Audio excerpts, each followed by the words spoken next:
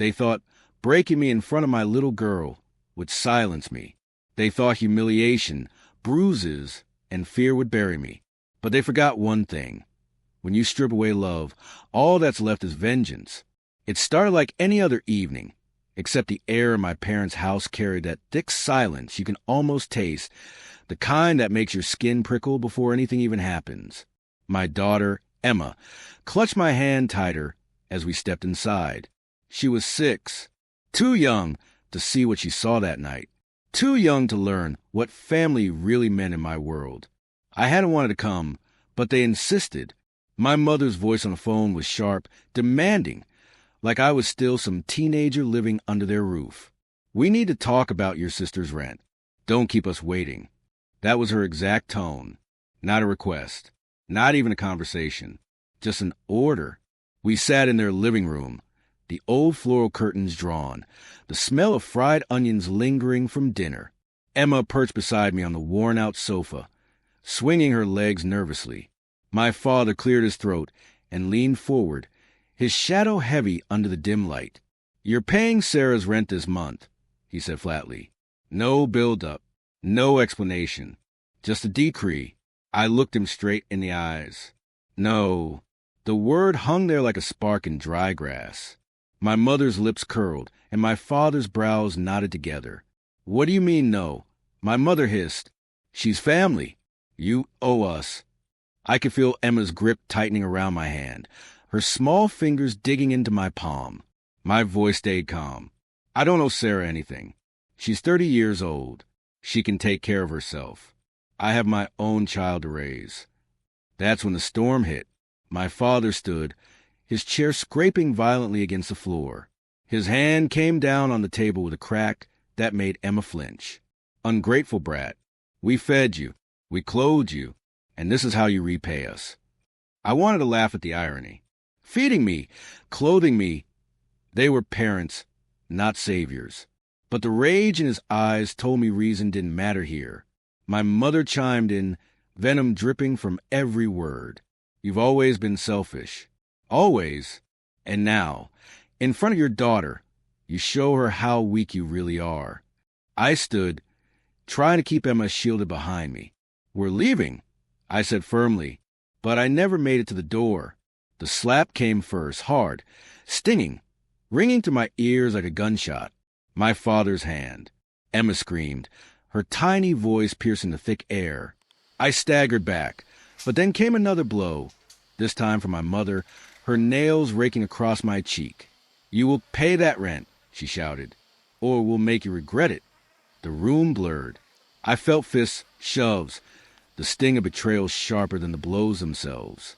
And the worst part wasn't the pain, it was Emma's sobs. She stood there frozen, watching her mother being beaten down by the very people who should have protected us both. At that moment, something inside me snapped. I stopped begging. I stopped reasoning.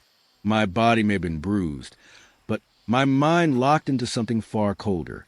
A quiet promise formed in my chest, pulsing with every painful breath. This will never happen again, and they will regret this. When it was over, I gathered Emma in my arms, ignoring the ache in my ribs. I didn't cry, not in front of her. I walked out that door, every step etching the memory deeper into my bones. The night air was cold, sharp, almost cleansing as we reached my car. Emma whispered, "Mommy, why did they hurt you?" I kissed her forehead, my lips trembling but my voice steady. "Because they forgot who they're dealing with, sweetheart." The drive home was silent, except for her soft sniffles. I held the steering wheel so tight my knuckles burned. My face throbbed, my body screamed in pain. But underneath it all, a darker fire burned. This wasn't over. Not by a long shot. Over the next days, the bruises bloomed purple then yellow. But I wore them like armor. Emma stayed close. Too quiet for her age, shadows lingering in her eyes. That broke me more than the hits ever could. They hadn't just humiliated me. They'd scarred my little girl. That's when the anti-hero in me was born. I wasn't going to the police. No, that would have been too easy, too merciful. My parents thrived on control, on fear, on making me feel small. I wanted them to feel the opposite. I wanted them stripped bare, their pride crushed, their reputation shattered. So I began to plan. Late at night, while Emma slept, I sat at the kitchen table with a notebook. I mapped out everything, every weakness they had, every secret I could use, every leverage point I could twist until it hurt. And trust me, I had plenty of ammunition. For years, my parents had paraded themselves as respectable, God-fearing pillars of community. But behind closed doors, they were tyrants. I knew about my father's business deals, the cash he kept off the books, the favors he traded with people who wouldn't want their names exposed. And my mother? She had skeletons too, affairs she thought were buried, debts she had even from him. All of it was there, waiting to be used. The question wasn't whether I would destroy them. The question was how. And as I stared at that blank page, one thought made me smile for the first time in days. They taught me to survive their cruelty. Now I'll teach them what cruelty really feels like. I closed the notebook, my plan already beginning to take shape. They thought beating me in front of my daughter was the end. They had no idea. It was only the beginning. They thought the bruises would be enough. They thought my silence would be permanent. But silence isn't empty. It's where plans grow. I used their assumption against them. While they counted on fear to keep me small, I counted on anger to make me smart. I started with small things, observations, habits, the kind of details only someone living under the same roof knows. I watched them through calm eyes, like a predator studying a careless herd. My father never locked his office. He left his laptop logged in when he went to mosque on Fridays. My mother kept receipts in a cardboard box under the guest bed and bragged about helping poor families at the community center while taking cash donations she never recorded. They were sloppy because they believed themselves untouchable. First, I built cover. I smiled in public. I went grocery shopping with Emma and posted stage pictures on social media. I acted the part of the broken daughter who forgave. People like my parents feed on appearances. If their image stayed clean, they would keep their friends and influence. That meant my moves could start in the shadows. I opened a burner email that night and created a new persona, a distant cousin who had supposedly moved back from the city. I didn't rush. Revenge that scorches too hot cooks itself dead. I waited for the right moment to slide the first whisper into the world. The second move was evidence. I needed proof that would make people listen. The bruises were private. Memories were mine. But documented things were dangerous. They cut through denials. So I started collecting. I took my father's bank statements that he carelessly left on the kitchen counter. I photographed the charity, envelopes he stuffed with cash after dinner. I recorded one phone call, him promising a local landlord a favor in exchange for ignoring overdue taxes. I kept every scrap, every petty lie. I learned his contact names, the casual nicknames he used with the city's small circle of businessmen. Names that, when whispered to right ears, would make men squirm. My mother was easier. She kept the diary hidden beneath her Bible. She wrote like she was performing piety while listing names of lovers and payments. I read the entries with my heart pounding, and a face numb with something that wasn't sorrow anymore. It was calculation. Every name became a lever. Every ledger became a rope. At night, I typed reports, not to the police. Not yet. I compiled dossiers in a neat folder, each page stamped with dates, receipts, screenshots. I learned to format everything like a journalist. Facts first, emotion later. Facts that need drama. They suffocated denials. I tested them. I let the smallest rumor slip through a gossip group on WhatsApp under my fake cousin's profile. Heard Mr. Nazir has been funneling charity money. The message read. It was vague. It was a perfect seed. Within hours, the gossip did what gossip does. It grew. A neighbor texted me asking if it was true. A woman at the sorry shop frowned when she saw my father at the market.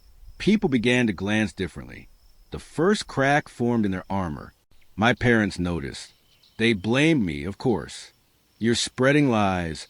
My mother snapped one morning, eyes like flint. You're trying to ruin us. Her voice trembled, but not enough to fool me. Their anger was a useful mask. Panic was the emotion that trembled under it. They tightened up. My father started locking his office. My mother took the diary into the bedroom. That was expected. It showed my plan was working. Then I scaled up. I reached out to someone I'd been keeping on the edge, an old neighbor, Mrs. Khan, who sold sweets near the mosque and hated my father's arrogance. She'd seen the favors, the men who arrived at odd hours, the envelopes passed under thick palms. I sat on her stoop and told her a half-truth. She gave me a name and a face in return. Names lead to more names. Faces lead to addresses. Addresses mean leverage. With a little cash I could afford and a lot of finesse, I hired a freelance investigator. People think investigators cost a fortune. They don't.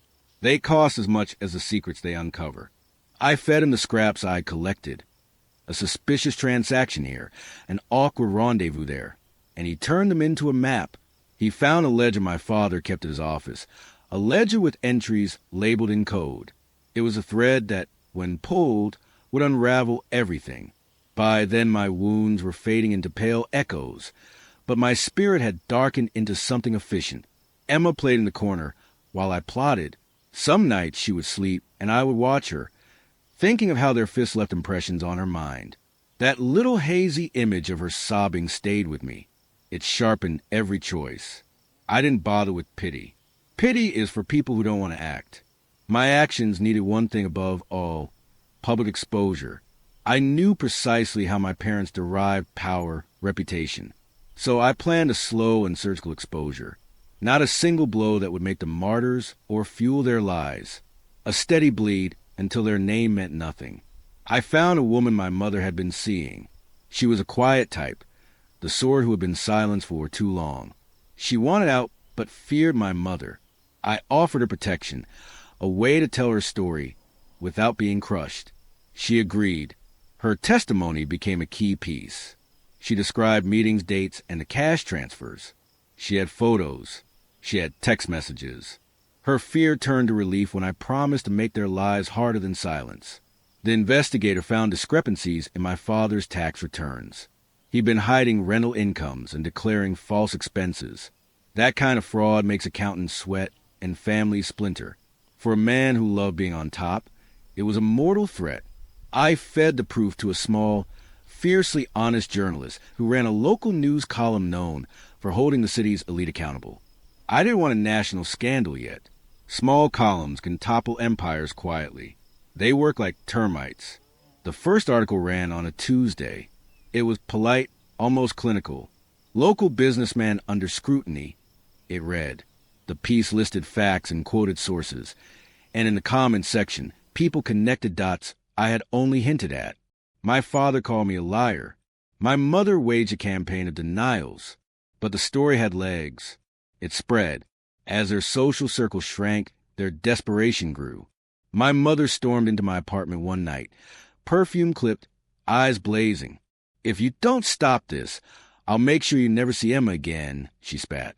Her hands trembled with fury. I watched her like I watched everything now. Cool, distant, collected. "Try it," I said. The word was small and sharp. It landed like a pebble that makes ripples. That threat made one thing clear. They would not stop at bruises. They would weaponize their influence to hurt Emma. That wasn't something I could accept. Not because of me. Because of her. So I shifted strategy. Instead of only attacking their reputation, I went for their finances. I leaked details carefully to the landlord who'd been quietly squeezing my father for months. I called a creditor who thought he was owed money and sent him a dossier with dates and ledgers. I alerted the community center where my mother volunteered. I showed them receipts, real receipts, proving that the donations she claimed were actually payments to parties she liked. I watched as the faces that once nodded at my parents now turned away. They started losing small privileges. Invitations stopped. The local mosque committee asked my father to step down from the charity board until inquiries were complete. My mother's sewing club waved her off politely. Their humiliation was delicious, but not enough. I wanted them to scream from the inside. And then, in the quiet before dawn when the city still breathed in slow gulps, I received an anonymous call, a recorded voice, thin and cautious, Told me to check the safe deposit box at a small bank branch 3 neighborhoods over. Your father's name is on a box he's never told anyone about, the voice said. It contains tax documents and a ledger. Go now. Adrenaline is a cruel friend. It makes you fast and reckless. I drove with Emma asleep at home, parked 2 streets away, and walked in like any customer. I wore gloves. I smiled. I handed over my ID, a fake name for a fake cousin, and signed for the box under professional pretense. The clerk's eyes were kind. The city is full of gentle people who still believe their leaders are purer. Inside the box was a leather folder swollen with papers. I felt the pages like a surgeon feels tissue, precise, certain. There were copies of contracts, receipts, bribes recorded in ink. There was a list of people who had been paid off. Names, dates, amounts. A map of corruption. I left the bank with the folder pressed against my chest like a small victory. That night, as storm clouds gathered, I spread the papers on my dining table and felt a grin peel across my face. The plan was no longer theoretical. It was tangible. It was ready. They had taught me pain. Now I would teach them consequences. I picked up the phone and dialed the journalist's number. Before I could speak, my daughter saw footsteps padded into the kitchen.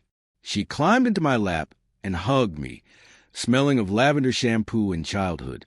"Are they gone?" she whispered. Not yet, I thought, but soon. Outside, thunder rolled like distant drums. Inside, I felt the first true heartbeat of revenge. Then my phone buzzed with a name I never expected to see, my father's closest friend. The message was short, urgent. Meet me. Now. He knows something. He's coming for you. He said meet me. Now. He sounded like a man who'd been chewed by guilt and spat out.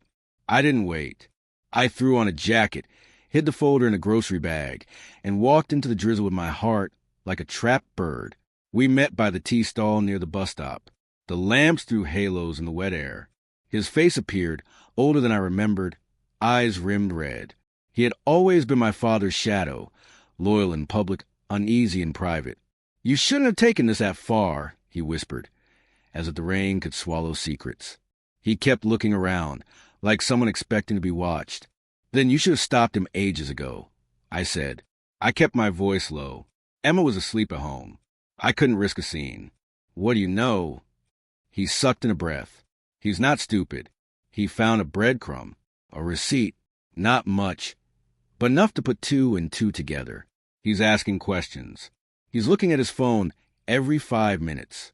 He called a boss tonight. A boss is his fixer. A boss doesn't like leaks. A boss." The name landed like a stone. I'd heard it before. Men who collect favors, silence mouths, and deliver consequences. Men who do dirty work. So clean hands stay clean. "Is he coming after me?" I asked. My throat went dry. "He's not coming for you," the friend said. "He's coming for her." He pointed down the lane where tiny shoes had left a trail of wet footprints. "He'll try to take the child. He'll say he's protecting her. He'll take her somewhere they can keep her quiet." My pulse pounded hard enough to hear. The image of Emma's small face flashed. Wide eyes, a question on her lips. "Mommy, why did they hurt you?" "You can still stop this," the friend said. "We can hide her, move her out of town, give her a new school for a bit. If he can't find her, he can't use her against you." He rubbed his hands together like someone trying to warm a bad choice. I looked at him and felt something slippery slide into place behind my ribs. Fear, of course, but also clarity. They needed leverage. They used fear as a hammer. Fine, I'd break the hammer. "No," I said. I surprised myself with the sharpness in my tone. "I won't run. Hiding is cowardice. They beat me in front of my child. They made us small. I'm not trading our dignity for safety." He frowned. "That's reckless." "Maybe." I folded my arms against the rain. Or maybe it's the only way they finally feel the same helplessness they gave us. He stared at me like he'd seen something die and something else rise. "You don't know what you're asking for."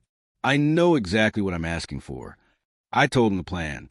Quick, surgical, public, no messy violence, only exposure. He listened, jaw tight. When I finished, he wiped his mouth and nodded slowly. Then you need backup, he said. And you need to get him out of the house for tonight. A boss moves fast. If he's messing with names, he'll move faster. I thanked him and walked back through the rain, thinking 3 steps ahead. Emma would go to Mrs. Khan for a sleepover. I decided. Safe. Familiar. A soft fortress. I called the woman and arranged in a few calm sentences. Mrs. Khan's hands trembled when she agreed, but she promised she'd look after my girl. I whispered into phone and felt something uncoil in my chest. Back home, I packed a small overnight bag like the most ordinary parent. Pajamas, a teddy, a toothbrush with little stars on the handle. She blinked up at me, sleepy and trusting, and I almost broke. I nearly told her everything. I nearly let my truth slip and ruin the quiet bubble she still floated in. Instead, I said, "We're going on a little trip for a sleepover, sweetheart. Mrs. Khan will tell you a story." She hugged me, and I swallowed the urge to tell her that the story would be about how people who hurt others always get what's coming. Instead, I kissed her and left the door slightly ajar, so the house didn't feel closed off. As soon as she was safe, things moved at a dangerous speed. That night, I met the journalist at a cafe that smelled of coffee and paper. He was younger than his byline suggested, eyes hungry in that way honest reporters get when they smell a story that will blow a lid. I slid the folder across the table. He flipped through fast, lips tightening. "There's enough here to start an inquiry," he said, quiet and precise. "But if he's sniffing around, you need to go bigger. Make him respond publicly. Push him into a corner where his only exit is humiliation. You'll run it?" I asked. He hesitated. "I will, but we need more. Testimony. A face who'll speak on record. Someone who'll say she got paid. Someone with receipts." "I have her," I said. "She's willing." He paused. "Then we can schedule. There's a community fundraiser at the mosque this Saturday. Your parents will be there. They always are. Big night for them. We run the piece the morning it starts.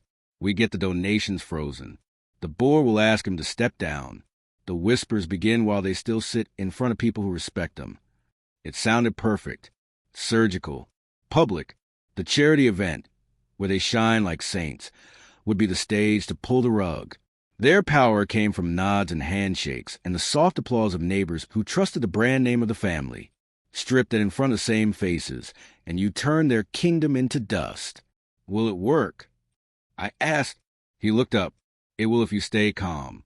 If you don't scream. If you let the paper do the work." I nodded. A small, controlled motion.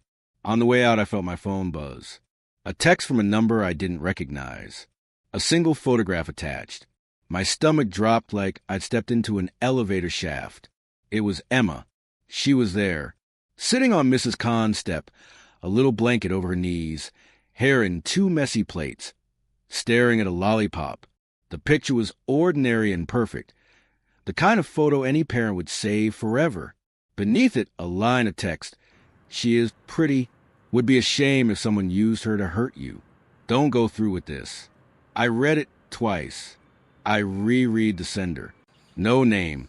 No number stored. The cafe music hummed on. My hands went cold. Someone was watching. Someone had access to Emma now. Someone who could find her even away from my home. The blood in my ears turned into a drumbeat. My mind flashed to a boss, to the fixer, to my father's friend's warning. They were closer than I thought. They had eyes everywhere. They were not only willing to beat me, they were willing to weaponize my daughter to make me obedient. I swallowed bile and steadied my breathing. The journalist waited with folded hands across the table. The rain had slowed to a mist. The world outside moved on like nothing had happened. I folded the photograph into my palm so it didn't show and smiled a small, dangerous smile. "Run the piece Saturday," I said. "Run it and make it burn." He nodded. "We'll need you at the mosque. On stage. You'll tell a concise statement. You'll be calm. You'll give them no immediate outlet. The paper drops in the morning. The board will act. People will ask questions right there. You want me to stand there and watch them crumble?" My voice was an edged thing. I felt the anti-hero in me flex. "Yes, and while they crumble, Don't let them touch the kid. The photo in my pocket hummed like a lit fuse. My hands were small and quick as I typed a message to Mrs. Khan. Keep her close. Lock the front door. Call me if anyone comes. Her reply was fast. Okay, don't worry. I wanted to believe her. I wanted to plan for victory. Instead, an ugly thought crawled up my spine. What if the worst happened? What if they tried to take Emma that night? What if the men who fixed wrongs to my father were already moving? There was one more text I could send. One last call. I dialed a friend who had warned me initially. He answered on the second ring, voice blunt. They know where she is, I said without preamble. They have a picture. Silence on the line. Then, get to Mrs. Khan's. Now, don't drive. Walk. Don't bring your car. A boss won't expect you on foot. I hung up, heart racing, and left the cafe in a fog of purpose. The night had shifted. The plan I had was still good. Expose him at the mosque, let the paper do the rest. But the rules had changed. They were no longer content with reputation damage. They wanted leverage. They wanted to make me beg. I pushed through wet streets, breath fogging. Every shadow felt like a man watching. I thought of the folder at home, the ledger in the bank box, the journalist's patient face. I thought of my daughter's tiny hands and the way she'd said my name like a secret. I thought of the beating and the way it had split something open in me. When I reached Mrs. Khan's house, the front gate was ajar. Light spilled warm onto the step. I moved faster and then stopped cold. A shape stood in the doorway. Not Mrs. Khan. A tall man in a dark coat, hands in pockets. He looked at me like someone who keeps count of favors and debts. Behind him, a small, familiar face peeked out. My breath stopped. Good evening, the man said, and the voice was thin and precise. Emma smiled, unaware. Come with me, he said. Your mother needs to see her. The night before everything went down, I couldn't sleep.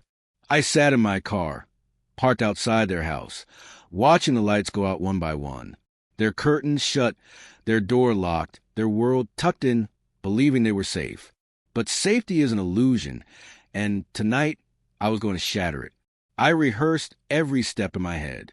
The timing, the words, the look I wanted on their faces when they realized they were powerless, just like I had been that day. My chest tightened, but not with fear, with hunger. Revenge wasn't just coming. It was here. I walked to the door, silent. A copy of the key I had kept years ago slid easily into the lock. Click. I stepped inside, the air heavy with the faint scent of my mother's perfume and the stale warmth of my father's cigarettes. Every detail of this house was carved into me like a scar, but tonight it wasn't home. It was a battlefield. They were asleep, both of them. I could hear their breaths in the stillness, uneven and oblivious. I didn't want them to wake yet, not until everything was in place. So I set up the camera. I positioned it at the corner of their living room, angled perfectly at the couch where I knew I'd sit them down. Evidence. Proof. Justice my way. I went to their bedroom and stood at the door. I could have screamed, thrown something, made noise until they stirred. But instead, I leaned against the wall and whispered just loud enough, "Wake up." My father was the first to shift, his voice groggy, sharp. "Who's there?" I flicked the light switch. He blinked hard, his confusion melting into shock as he saw me. My mother gasped and sat up, pulling the blanket around her as though it could shield her. "What the hell are you doing here?" My father barked, his voice cracking. I smiled. "Funny. That's what I asked when you decided to humiliate me in front of my daughter. Remember? Or is your memory slipping?" Their eyes darted toward each other, like two guilty children caught red-handed. But they weren't children. They were the monsters who raised me. And tonight, I was the reckoning they never thought would come. "Get out of our house." My mother snapped, her voice trembling. "Oh, don't worry," I said, stepping forward. "I'll leave. But first, we're going to have a little conversation." I gestured to the living room. My father clenched his fists, but I wasn't afraid anymore. I wasn't the child they could corner or the son they could break. I carried myself with stillness, a control that unsettled them, and they followed. I made them sit on the couch. right where the camera could see everything. The red light blinked faintly, recording every word, every flinch, every pathetic excuse. Do you even realize what you've done to me? To her, I demanded. My voice wasn't a shout. It was low, cold, the kind of tone that made silence heavier than screams. My mother tried first. You're overreacting.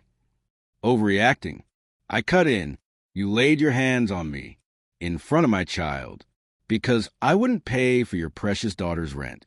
You showed her that I was weak, that her father could be beaten like trash. And you think I'm overreacting?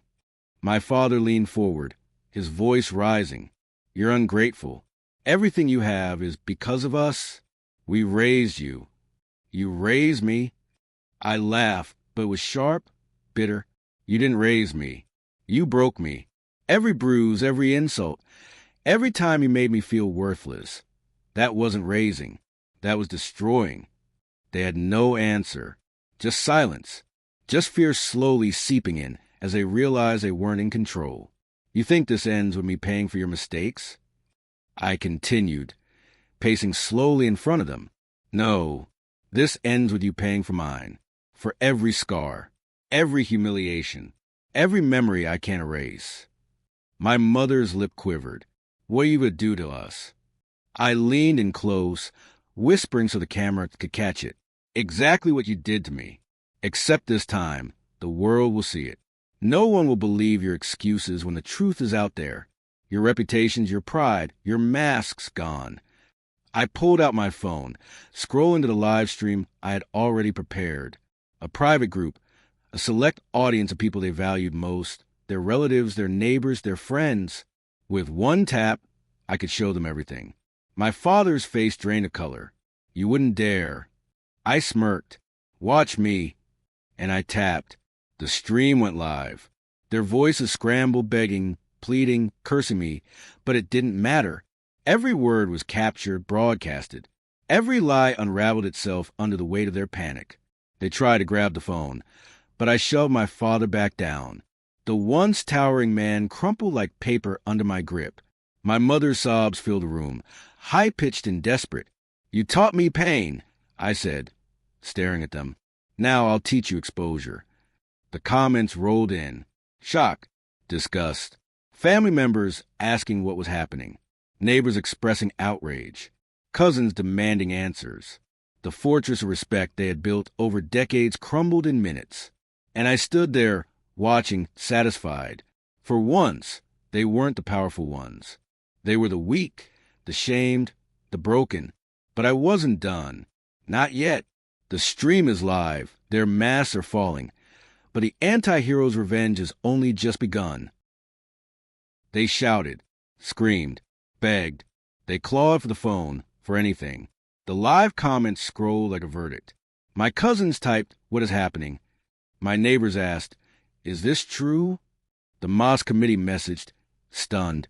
The world they'd built started peeling away in real time. My father lunged. Old reflex. He wanted to take the phone, silence the proof. He reached, fingers grazing the screen. I shoved him. His face hit the edge of the coffee table. For a moment, he was a broken thing on the floor, angry, surprised, human. Someone called the police.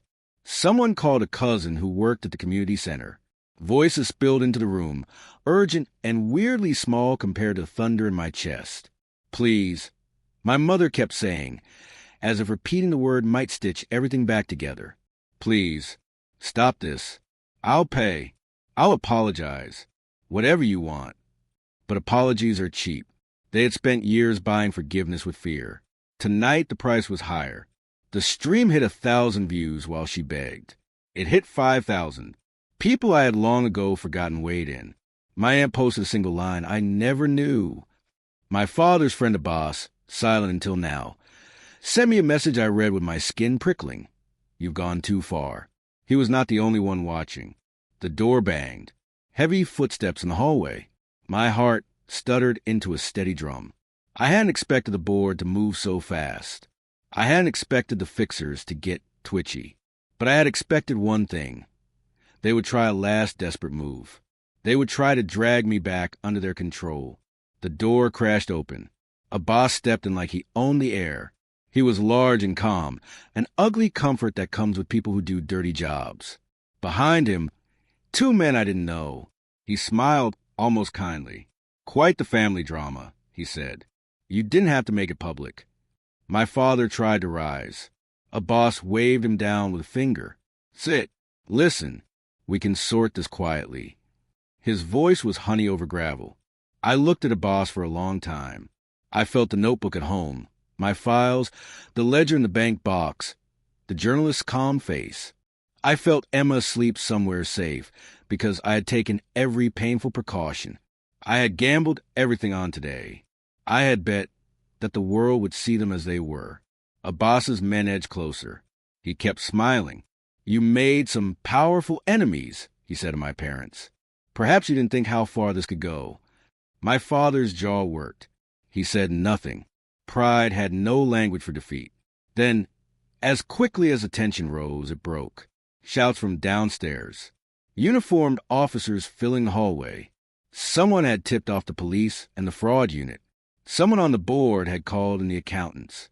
I watched faces go pale. I watched the men from Abbas's crew exchange looks. Abbas's smile collapsed. He took a step back. "This isn't over," he muttered. He looked at me with a mix of hatred and respect. "You'll pay." The officers moved in with a slow, efficient rhythm. They read rights they'd never thought to use on this street. They took statements. They cuffed my parents. My mother wept and begged, clinging to the officers like a child. My father screamed about lies. The live chat exploded with gasps and cameras clicking. Their world, built on nods and half-truths, cracked open and spilled its dirt. When the police led them out, the neighbor I had been closest called out, "You did this for Emma?" Her voice was small. I didn't answer. My throat was raw. My hands shook. The camera on the coffee table kept rolling. Evidence, properly documented, is a slow, careful thing. I had given it life. It worked. They took them away. Abby's men melted back into the shadows. The journalist called, voice trembling with good kind of fury. "You changed things," he said. "They'll be charged. Audit is happening. The community is reeling." For a hot minute, I felt dizzy with victory. Then the knock came at my door. A different kind of knock. A two-stroke, official knock that made the apartment feel very small. A detective stepped in. He was polite and direct. "You did us a service," he said, "but we have questions." He set a file on my table. The ledger copies I'd handed over were in it. So were other documents. Some entries here don't match bank records as originals. "We need to verify the chain of custody." My stomach dropped. Chain of custody. Evidence has rules. The law has margins where even righteous things can die. "I have everything," I said, too quickly. "The bank box, the diary, the recordings." My voice sounded like someone else's. He nodded. "Good. We'll confirm. But there's one other issue." He looked at me like someone selecting a scalpel. "There are allegations that some documents were altered. That could complicate prosecutions." My hands went cold. For weeks, I'd lived in the arithmetic of risk. I'd made choices the old me would never have considered. I'd typed, edited, organized. I'd redacted dates to clarify timelines. I'd highlighted things to make patterns obvious. I'd smoothed edges so the truth would fit neat, decisive frames. I did it for speed. I did it for impact. I hadn't expected the legal world to parse nuance from righteousness. "We will verify everything," he said. "If there are alterations, we'll need statements. You understand the implications." He slid a form across the table. It was a summons. For questioning. For now. I let him leave. The apartment felt like a room cleared after battle. The cheering in the chat had been replaced by something quieter, a strange, heavy possibility. The line between exposure and fabrication can be thin when you sharpen the truth. That night, I sat on the floor and looked at the framed family photos I had taken from their house. I set one on fire. The picture curled and blackened, a small, honest burn. The smell of smoke reminded me of the kitchen where I'd been hit. I watched the flame and felt something unspool in my chest. My phone buzzed, a new message, a single image. Emma asleep, small palm up, a Crayola marker still clutched, purple dots on her fingers. Mrs. Khan's message. She's safe. She slept like an angel. I exhaled like I had been holding my breath for years. I could have walked away then. I could have let the paper, the police, the outrage finish the job. I could have stayed invisible and watched my parents' world collapse from a distance. But invisibility leaves holes. I picked up my phone and opened my notebook app. I typed, in plain, careful words, a letter to the prosecutor. I confessed to altering one document. Minor edits for clarity. Dates normalized. A redaction protect a name that would have endangered a witness. I explained why. I explained the beating. I explained the stakes. I explained that I had the originals in the bank box and that every core fact remained unchanged. I attached the originals. Then I hit send. 2 hours later, there was a new knock. This time the officers wore more solemn faces. They asked me to come with them for questioning. That is how righteous revolutions end sometimes, with paperwork and fluorescent lights. At the station, I sat at a metal table. A different detective read my statement. He did not shout. He did not lean in. He simply listened as if cataloging the hours of a lifetime. I told him everything. The beatings, the threats, the ledger, the diary, the recordings. I told him about the edits and why I'd made them. I handed over a folder with every original page I had, notarized copies of the bank box inventory, and the passwords to the burner email. When I finished, the room was very quiet. The detective folded his hands. You acted to protect your child, he said, but you also tamper with evidence. That's a crime. I nodded. The weight of the entire city seemed to rest on that one nod. The legal calculus was ugly and precise. Revenge had a price. Sometimes it demanded a sacrifice that didn't make heroes out of people. They placed me under a voluntary hold for further questioning. My phone was taken. I sat on a bench and remembered Emma's small, trusting face. I thought about the fight and the bruises and the way my mother had reached out and begged. Then a voice over speaker said my name. A woman ushered me through sterile corridors to a small room where the detective who'd first come to my door waited. He'd been kind. He looked at me with something like respect. You did what you had to do, he said, but the law will sort the rest. I breathed in. The air tasted of metal and coffee and consequences. I thought for a beat of running, of hiding, of starting over somewhere far away. But the thought of my daughter's face, scarless and sleeping, stopped me. I had traded my freedom for her safety. That was the calculus I had made. As they led me out to a holding cell for processing, my phone buzzed once more. A text I'd set to send if anything happened. If I'm gone for a while, know this. I gave you back your life. Protect her. Love her. Don't let them teach her fear. It was signed, Mama. I smiled, oddly calm. The cell door clanged. The world narrowed to a single, bright thread. Emma's small hand in mine. When I could next hold her, and the knowledge that the people who had struck us could no longer raise a hand without hearing a gavel's echo. They made them pay. I paid a different price. That is the end of most revenge stories. Not a triumph. Not a neat justice. A trade. I lay on the metal bench and thought of the burning photograph. I had burned the past. I had lit a strange, terrible torch. The light warmed my face. Outside, through the bars of my small window, I watched the city breathe. There would be trials, accusations, a messy, public dissection of a family. People would argue about methods. Some would call me villainous. Others would whisper that I had done what the law was too slow to do. A week later, during a hearing that would be all over the news, my daughter sat in the back with Mrs. Khan, a little hand tucked in the older woman's.